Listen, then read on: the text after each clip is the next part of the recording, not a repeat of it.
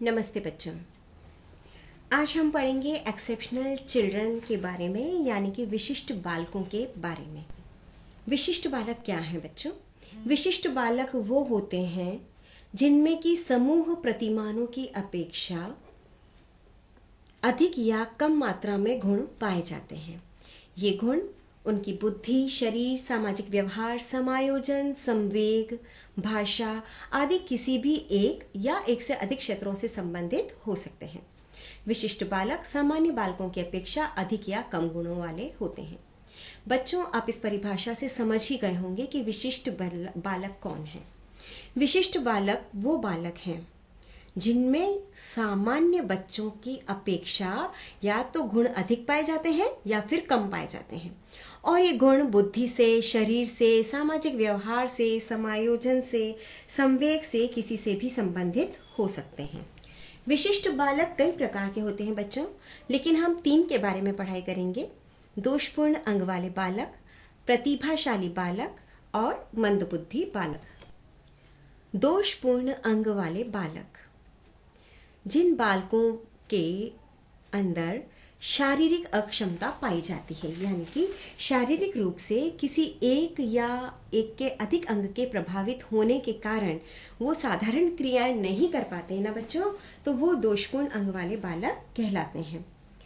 Crow and crow के अनुसार शारीरिक अक्षमता वाले बालकों को परिभाषित करते हुए उन्होंने बताया कि वह बालक जिनके शारीरिक दोष उन्हें साधारण क्रियाओं में भाग लेने से रोकते हैं या सीमित रखते हैं, ऐसे बालक शारीरिक अक्षमता से युक्त बालक कहलाते हैं। और बच्चों, इम्पॉर्टेंट बात यह है कि इसमें यह आवश्यक नहीं है कि मानसिक दृष्टि से भी न्यूनता पाई जाए। जरूरी नहीं है बच्चों कि शारीरिक दृष्टि से अगर अक्षम है तो मानसिक दृष्टि से भी होगा, बिल्कुल भी नहीं, ऐसा नहीं होता है। दोषपूर्ण अंग वाले बालक कई प्रकार के होते हैं बच्चों, जैसे कि कमज़ोर नज़र वाले और अंधे बालक, कम सुनने वाले बालक, अपंग बालक, नाजुक बालक, और अन्य प्रकार में आते हैं जैसे कि दांत संबंधी दोष वाले बालक, हड्डी संबंधी दोष वाले बालक, टेढ़ी मेढ़ी उंगली वाले बालक।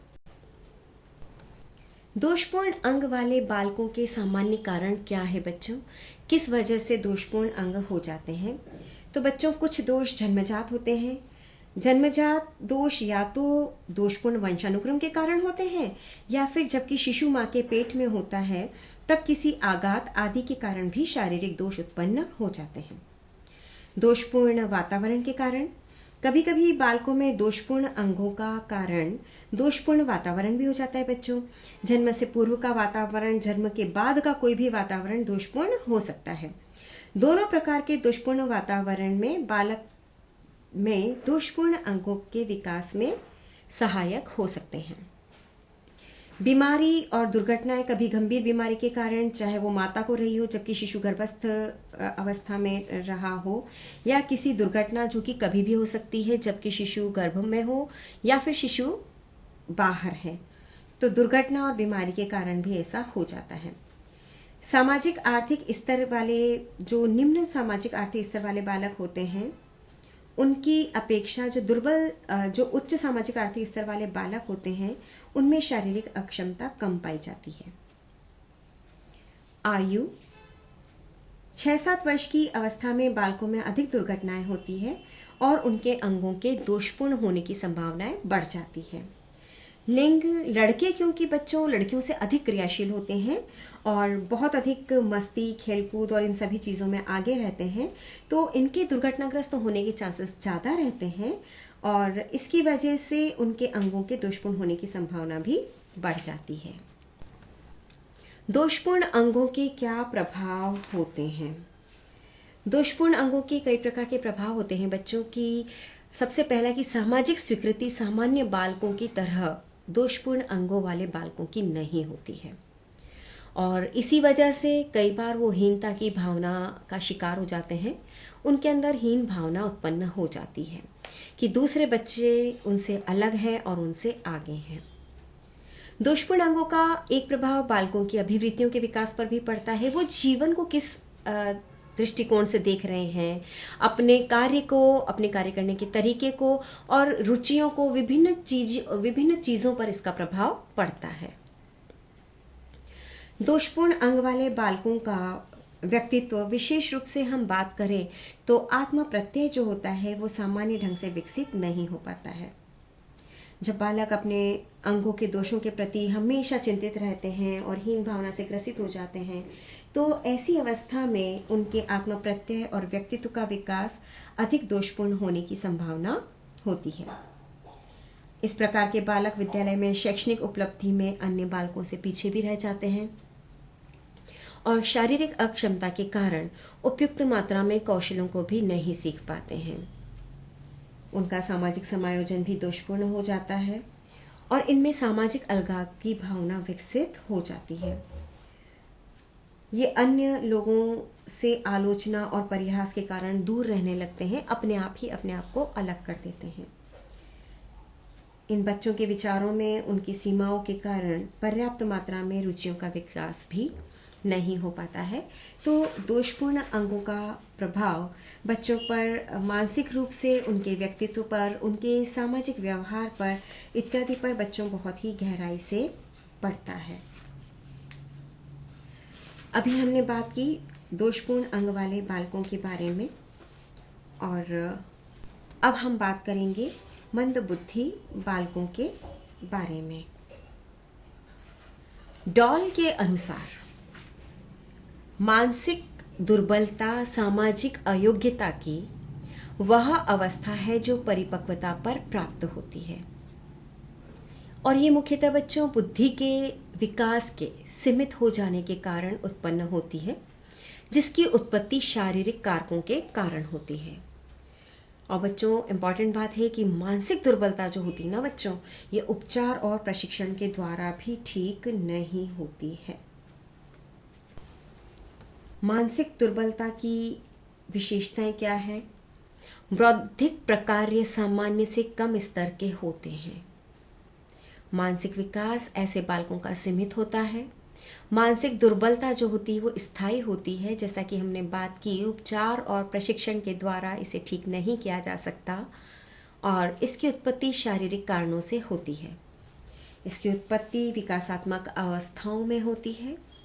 मानसिक रूप से दुर्बल व्यक्ति अपनी स्वयं की सहायता के अयोग्य होता है, स्वयं की सहायता नहीं कर पाता है। मानसिक दुर्बलता के कारण बालक के सामाजिक व्यवहार को भी बच्चों क्षति पहुंचती है। अब हम बात करते हैं मंदबुद्धि बालकों के लक्षण क्या हैं।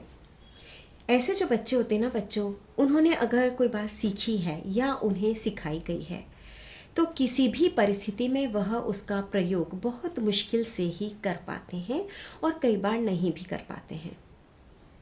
और क्योंकि वो धीरे धीरे सीखते हैं तो विद्यालय में असफलता के कारण शीघ्र ही निराश हो जाते हैं। कार्य कारण के संबंध में सही धारणाएं बनाने में ये बच्चे असमर्थ होते हैं। इनका IQ स्तर 70 से कम होता है और सामाजिक मान्यताओं के संबंध में दृढ़ विश्वासी होते हैं।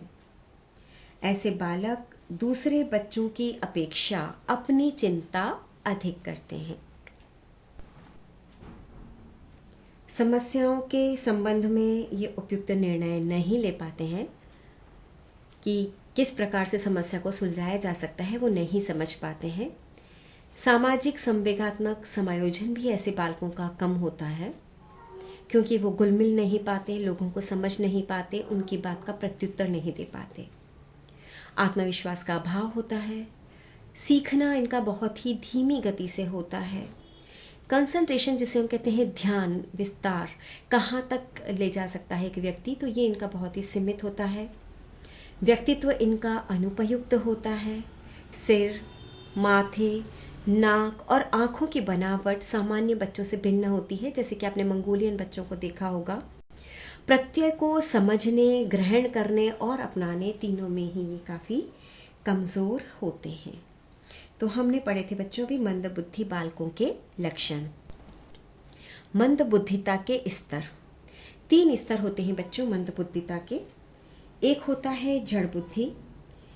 ये जो बालक होते हैं मानसिक दुर्बलता की दृष्टि से सर्वाधिक दुर्बल बुद्धि वाले होते हैं और इनका IQ 25 से भी कम होता है। इनका मानसिक विकास अधिक से अधिक 2 वर्ष के बालक की भांति ही होता है।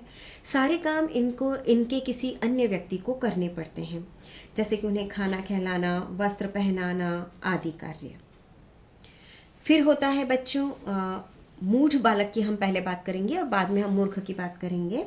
मूढ़ बालक वे होते हैं जिनका IQ 25 से 50 तक का होता है और इन बालकों का मानसिक स्तर 3 से 7 वर्ष की अवस्था तक के बालकों की तरह का होता है। इनको बच्चों हम अक्षर ज्ञान तो करा सकते हैं, लेकिन ये पढ़ लिख नहीं सकते हैं। अगर इनको इनकी देखभाल करनी सिखा दी जाए तो ये अपना स्वयं का जीवन का निर्वाह का कार्य कर लेते हैं। तीसरी कैटेगरी जो होती है बच्चों वो है मूर्ख की, और ये वे बालक होते हैं जिनका IQ 50 से 70 तक के बीच में होता है और इनका मानसिक विकास 7 से 10 वर्ष के बालकों के स्तर का होता है। इनमें अंतर्दृष्टि और मौलिकता बहुत कम मात्रा में पाई जाती है। ये व्यक्ति साधारण रोजी रोटी कमाने लायक बच्चों काम सीख लेते हैं और अपना जीवन निर्वाह भी कर सकते हैं, क्योंकि इनमें 10 वर्ष तक के बालक जितनी समझ होती है। और बच्चों जो बच्चे जिनका IQ 70 से 80 के बीच में होता है उनको बॉर्डर लाइन केसेस भी कहा जाता है। अब हम बात करते हैं मंदबुद्धिता के कारणों के बारे में। कई सारे कारण हैं बच्चों जिसके कारण की मंदबुद्धिता होती है, जैसे कि वंशानुक्रम, माता पिता की बुद्धि पर ही बच्चों डिपेंड करता है कि संतानों की बुद्धि कैसी होगी। माता पिता तीव्र और कुशाग्र बुद्धि के हैं तो बच्चे भी वैसे होंगे। सांस्कृतिक कारक, शहरी और देहाती क्षेत्रों का रहन सहन, सुख सुविधाएं, काम करने का तरीका, ये सारी चीज़ें बच्चों बहुत अलग होती है। प्रेरणा और प्रोत्साहन की कमी गांवों में बहुत कम होती है और इस वजह से उनके बौद्धिक विकास में के साधनों में भी कमी होती है। बच्चों छूत की बीमारियां जैसे कि माइक्रोसिफेली रोग जो होता है, जैसे कि छूत की बीमारी होता है, गर्भकालीन अवस्था में, गर्भावस्था में भी, गर्भाशय में भी हो जाता है। तो छूत की बीमारियों के कारण भी मंदबुद्धिता का बच्चा शिकार हो सकता है। ग्रंथिल असंतुलन, जब शरीर की जो ग्रंथियां हैं उनमें किसी प्रकार का असंतुलन होता है तो भी बालक मंदबुद्धिता का शिकार हो सकता है। जैसे कि जब पिट्यूटरी ग्रंथि का हार्मोन कम मात्रा में स्रावित होता है तो ऐसे में मंगोलिज्म प्रकार के मानसिक दुर्बलता के लक्षण बच्चे में उत्पन्न होते हैं। इसी प्रकार हम बात करें बच्चों अगर थायराइड ग्रंथि की, तो थायरॉक्सिन हार्मोन अगर पर्याप्त मात्रा में नहीं स्रावित होता है तो क्रेटिनिज्म प्रकार की मानसिक दुर्बलता के लक्षण भी प्रकट होते हैं।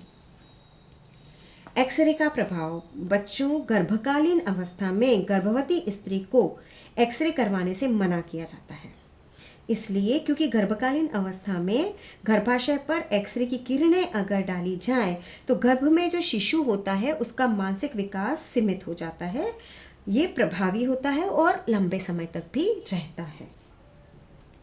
शारीरिक आघात, मस्तिष्क में जन्म के समय यदि कोई गंभीर आघात लग गया तो भी मानसिक विकास अवरुद्ध हो जाता है और बच्चों कई बार यह आघात जन्म के बाद भी लग सकते हैं। नशीले पदार्थ, अगर शिशु के मस्तिष्क पर नशीले पदार्थ, औषधियों का बहुत बुरा प्रभाव पड़ा है तो भी इससे ये हो सकता है। माता पिता की आयु अगर बच्चों 25 से 30 वर्ष के बीच की होती है ना, तो बच्चे सर्वाधिक गुण संपन्न होते हैं, लेकिन अगर उनकी आयु यदि माता पिता की 49-50 के आसपास है तो बच्चा मंदबुद्धि हो सकता है। फिर आता है पारिवारिक कारण। बच्चों पारिवारिक कारण में ये इम्पॉर्टेंट हो जाता है कि परिवार में संरक्षकों की उपलब्धि, अभिप्रेरणा कैसी है, पिता का परिवार में उपस्थिति या अनुपस्थित रहना प्रभावित करता है। परिवार की निर्धनता, जो संरक्षक हैं उनमें बच्चों की शिक्षा पर ध्यान नहीं देना, बच्चों के डेवलपमेंट पर ध्यान नहीं देना, इससे भी मंदबुद्धिता के लक्षण प्रकट होते हैं। और नेक्स्ट है हमारा शैक्षिक वातावरण। शैक्षिक वातावरण, किस प्रकार की शिक्षा और किस प्रकार के माहौल में बच्चे को शिक्षा मिल रही है, ये बहुत इम्पॉर्टेंट हो जाता है बच्चे के विकास के लिए, मानसिक रूप से विकास के लिए। बच्चों अब तक हमने पढ़ा मंदबुद्धिता के बारे में और अब हम पढ़ेंगे गिफ्टेड चाइल्ड के बारे में। बच्चों, गिफ्टेड चाइल्ड या प्रतिभाशाली बालक, आपने सुना होगा बच्चों कि जन्म के समय या जन्म के थोड़े समय बाद ही छोटे छोटे बच्चों में अगर हम बात करते हैं तो 3-4 वर्ष के बच्चों में बहुत अलग अलग क्वालिटीज़ पाई जाती है, जिन्हें कि हम आजकल टीवी के कई सारे प्रोग्राम्स में देखते भी हैं। तो हम क्या कहते हैं कि ये बच्चा कैसा है, ये तो गॉड गिफ्टेड है ना। गिफ्टेड बालक, गिफ्टेड चिल्ड्रन यानी कि प्रतिभाशाली बालक। और प्रतिभाशाली बालक को परिभाषित करते हुए ये कहा जा सकता है कि ये वो बालक होते हैं जिनकी बौद्धिक क्षमता सर्वोच्च श्रेणी की होती है। अब इनकी विशेषताओं की हम बात करेंगे। सबसे पहले उत्पत्ति।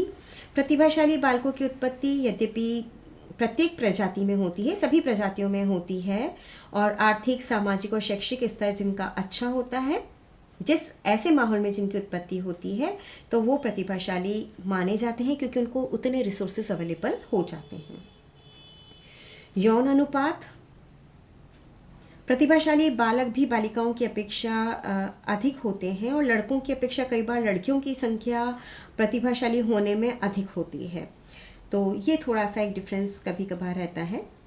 वंशानुक्रम और घर की पृष्ठभूमि बहुत ही महत्वपूर्ण बात है बच्चों, ये कि उच्च राजनीतिक, उच्च प्रशासनिक, उच्च आर्थिक स्थिति वाले परिवारों में जनरली प्रतिभाशाली बालक अपेक्षाकृत अधिक संख्या में पाए जाते हैं क्योंकि वहाँ का वातावरण और सुख सुविधाएं और साधन उन्हें प्रतिभाशाली बना देते हैं। शारीरिक लक्षण और स्वास्थ्य। अधिकांश प्रतिभाशाली बालक सामान्य बालकों की अपेक्षा थोड़े से लंबे, भारी और स्वस्थ होते हैं, क्योंकि स्वस्थ शरीर होता है तभी स्वस्थ मस्तिष्क होता है और तभी वो प्रतिभाशाली बन पाते हैं। स्कूल की प्रगति। ऐसे बच्चे स्कूल जाना बहुत पसंद करते हैं, स्कूल के विभिन्न कार्यक्रमों में भाग लेना पसंद करते हैं, और प्रतिभाशाली बालकों की स्कूल की प्रगति अति श्रेष्ठ होती है। और सैद्धांतिक विषयों में, प्रायोगिक विषयों में ऐसे बच्चों की रुचि सर्वाधिक होती है। विद्यालय में उपलब्धि। स्कूल की प्रगति सामान्य बालकों की अपेक्षा, जैसे कि हमने कहा, कि श्रेष्ठ होती है, उसी प्रकार बच्चों विद्यालय में भी अन्य बालकों की अपेक्षा ये श्रेष्ठ होते हैं। और ऐसे बालक पाठ्यक्रम के अतिरिक्त क्रियाओं में भाग लेते हैं और विभिन्न रुचियां भी इनकी होती है, जैसे कि कला, संगीत, चित्रकारी, भाषा, नृत्य, क्विज आदि चीज़ों में ये भाग भी लेते हैं और इनमें आगे भी रहते हैं। खेल संबंधी क्रियाएं। यहाँ तक कि खेल संबंधी क्रियाएं जो होती है प्रतिभाशाली बालकों में, टर्मन ने 1925 में उन्होंने कहा कि जो प्रतिभाशाली बालक होते हैं उनको अधिक सूचना रहती है, हर चीज़ के बारे में वो अधिक जानकारी रखते हैं। और बच्चों एक और इम्पॉर्टेंट बात होती है कि ऐसे जो बालक होते हैं ना, वो बालक अपने से बड़े उम्र के बच्चों के साथ खेलना ज़्यादा पसंद करते हैं। व्यक्तिगत और सामाजिक चरित्र लक्षण। प्रतिभाशाली बालक कक्षा के डिस्कशंस में अधिक क्रियाशीलता से भाग लेते हैं। ऐसे बालक अथॉरिटी का बहुत आदर करते हैं बच्चों, यानी कि सत्ता का आदर करते हैं। स्कूल में जो अनुशासन है उसको पूरी तरह से फॉलो करते हैं और उनकी अभिवृत्तियां भी ऐसी ही होती है। प्रतिभाशाली बालकों में कर्सी, कोऑपरेशन, इमेजिनेटिवनेस, विलिंगनेस ऐसे सभी लक्षण पाए जाते हैं। इसके अलावा बच्चों इनमें आत्मविश्वास, मौलिकता, विनोद, सत्यप्रियता, नेतृत्व, ज्ञान अर्जन की इच्छा, ये भी एक सामान्य बालकों की अपेक्षा इनमें अधिक पाई जाती है। प्रतिभाशाली बालकों के अध्ययन के बच्चों कुछ महत्वपूर्ण निष्कर्ष जो हैं वो इस प्रकार से हैं कि प्रतिभाशाली बालक जो होते हैं ये अन्य बालकों की अपेक्षा श्रेष्ठ स्वास्थ्य वाले होते हैं। इनका शैक्षिक स्तर पर विद्यालय उपलब्धि जो होती है बहुत ही ऊंची और श्रेष्ठ होती है। श्रेष्ठ शैक्षिक उपलब्धि ये करते हैं और इनका श्रेष्ठ IQ यानी कि 170 तक इनका IQ होता है। तो बच्चों ये हमने बात की थी आज गिफ्टेड चिल्ड्रन के बारे में, और इसमें हमने 3 गिफ्टेड चिल्ड्रन के बारे में हमने अभी पढ़ा। इसके जो आज का चैप्टर था वो था विशिष्ट बालकों के बारे में हम पढ़ रहे थे, जिन्हें कि हम एक्सेप्शनल चिल्ड्रन की बात करते हैं। सबसे पहले हमने पढ़ा था दोषपूर्ण अंग वाले बालकों के बारे में, उसके बाद हमने पढ़ा मंदबुद्धि बालकों के बारे में, और लास्ट में हमने पढ़ा गिफ्टेड चिल्ड्रन के बारे में। धन्यवाद।